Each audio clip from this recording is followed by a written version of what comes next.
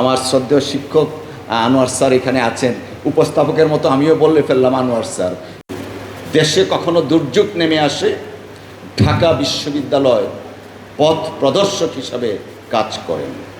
ঢাকা বিশ্ববিদ্যালয় হচ্ছে, আমরা যদি মনে করি যে there is a light end of the tunnel, Dhaka বিশ্ববিদ্যালয় হচ্ছে সেই লাইট যে সবসময় তার আলোকবর্তিকা দিয়ে দেশকে, জাতিকে নেতৃত্ব দিয়ে পথ প্রদর্শকের ভূমিকায় পালন করেন। আর আজকে নবীন বন্ধু যারা আছেন, আপনারা সেই গর্বিত ঢাকা বিশ্ববিদ্যালয়ের গর্বিত ডিপার্টমেন্ট ইতিহাস বিভাগের ছাত্র। আমি আরেকটা অনুরোধ করতে চাই, আমার শ্রদ্ধেয় শিক্ষক আনোয়ার স্যার এখানে আছেন, উপস্থাপকের মতো আমিও বললে ফেললাম আনোয়ার স্যার, সৈয়দ আনোয়ার হোসেন স্যার এখানে আছেন। আমি একটা বিষয় এমফেসাইজ করব, সেটা আমার পার্সোনাল এক্সপিরিয়েন্সের আলোকে। সেটা হলো প্রতিদিনের ক্লাস করা, রীতিমতো ক্লাস করা, রেগুলার ক্লাস করা। কেন এটা বলছি? আমি অনার্স ফাইনাল ইয়ার যখন পরীক্ষা দিব, তখন সৈয়দ আনোয়ার হোসেন স্যার চেয়ারম্যান ছিলেন।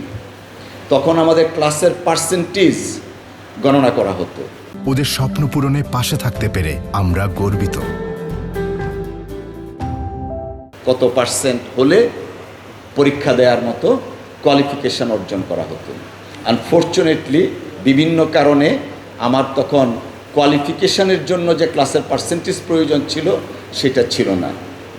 আমাদের দেলোয়ার স্যার, উনিও হয়তো ভুলে গেছেন, উনি ছিলেন এটার কোঅর্ডিনেটর। তো যখন আমি জানলাম যে আমি পরীক্ষা দিতে পারবো না, গেলাম স্যারের কাছে। স্যার বললেন আমার করার কিছু নাই। গেলাম চেয়ারম্যান স্যারের কাছে। চেয়ারম্যান স্যার বললেন যে আমি অ্যালাউ করব না তোমাকে। তারপর তখন ভিসি ছিলেন আমাদের প্রফেসর এমাজউদ্দিন স্যার। এমাজউদ্দিন স্যারের কাছে গেলাম। স্যার বললেন তোমার ডিপার্টমেন্টে আমি হাত দিতে পারবো না। দৌড়ে গেলাম আমি মমিন চৌধুরী স্যারের কাছে, সিরাজুল ইসলাম স্যারের কাছে। স্যার, আমার একটা বছর আমি লস করতে দিতে চাই না। পরে বললো যে দেখো, ডিপার্টমেন্ট নিয়মটা একটু ফলো করতে হবে। এমাজউদ্দিন স্যার সৈয়দ আনোয়ার হোসেন স্যারকে ফোন দিলেন যে অ্যালাউ করে দেন। আমি তখন ঢাকা বিশ্ববিদ্যালয়ের সিনেট সদস্য বটে, ছাত্র প্রতিনিধি হিসাবে। স্যার আমাকে ডেকে আনলেন, ডেকে এনে বললেন, হ্যাঁ হয়তোবা তোমাকে যদি অ্যালাউ করি, তোমার জীবনে কখনোই শিখবে না নিয়মানুবর্তিতা কী জিনিস।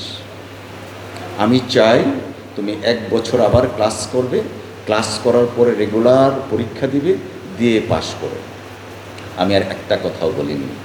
পরের বছর, ওই বছর তো পরীক্ষা দিতে পারিনি, সারা বছর ক্লাস করেছি, ক্লাস করে পরীক্ষা দিয়েছি। স্যার তখন বলেছিলেন, ডিসিপ্লিন লাইফ যদি লিড করো, জীবনে অনেক বড় হতে পারবো। আমি জানি না স্যার কতটুকু বড় হয়েছি, বাট আমরা এখনও আপনার ছাত্র হিসাবে আছি। আমি এই কথাটা এখন আপনাদের সকলের সামনে, আমার স্ক্রিপ্টের বাইরে কিন্তু, ওনারাও তো জানেন না, সকলের সামনে এই কথাটা এই জন্যই বলবো, ডিসিপ্লিন না থাকলে জীবনে কখনোই বড় হওয়া যায় না। সেই দিন স্যার আমাকে বলেছিলেন, এই ডিপার্টমেন্টের স্টুডেন্ট ব্যারিস্টার জমির উদ্দিন সিরকার, উনি তখন শিক্ষামন্ত্রী ওই সময়ে, তার পরবর্তীতে স্পিকার হয়েছিলেন। তো এই ডিপার্টমেন্টের একটা ঐতিহ্য আছে আলাদা। আমরা যেমন বাংলাদেশের শ্রেষ্ঠ শিক্ষাবিদদের পেয়েছি, শ্রেষ্ঠ ঐতিহাসিকদের পেয়েছি, ঠিক তেমনিভাবে সমাজ গঠনে, রাষ্ট্র গঠনে আমাদের সামনে কিন্তু অনেকেই দৃষ্টান্ত আছেন।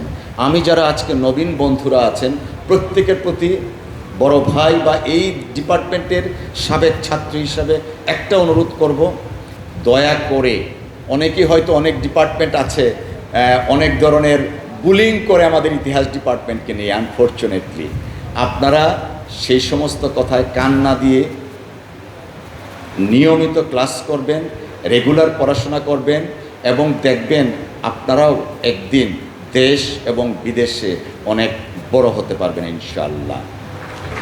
আমি আমার বক্তব্য আর বাড়াবো না, আমি স্ক্রিপ্ট থেকে চলে গেছি, আসলে স্ক্রিপ্টের মধ্যে আর থাকতে পারছি না। স্যারকে দেখে ইমোশনাল টাচ আমাদের সকলের, আমাদের যারা শিক্ষক ছিলেন বা এখনও আছেন, we learn so many things from them. I am honoured and privileged to be here today in front of them, delivering few words. আজকে আমি যা বলতে পারছি, যা শিখেছি, সব কিছু কৃতিত্ব আমাদের এই শিক্ষক মণ্ডলীর। আমি একটু ইমোশনাল হয়ে যাচ্ছি, আর বক্তব্য বাড়াবো না। শিক্ষক মণ্ডলী যারা আছেন প্রত্যেকে আমার জন্য, আমাদের সকলের জন্য আপনারা দোয়া করবেন। এই ডিপার্টমেন্ট যেন আমাদের গর্বের ডিপার্টমেন্ট, গর্বিত হতে পারি নবীন বন্ধুদের পদাচরণায় এবং তোমাদের সাফল্যে। ধন্যবাদ সকলকে। আল্লাহ হাফেজ। বাংলাদেশ জিন্দাবাদ। আসসালামু আলাইকুম।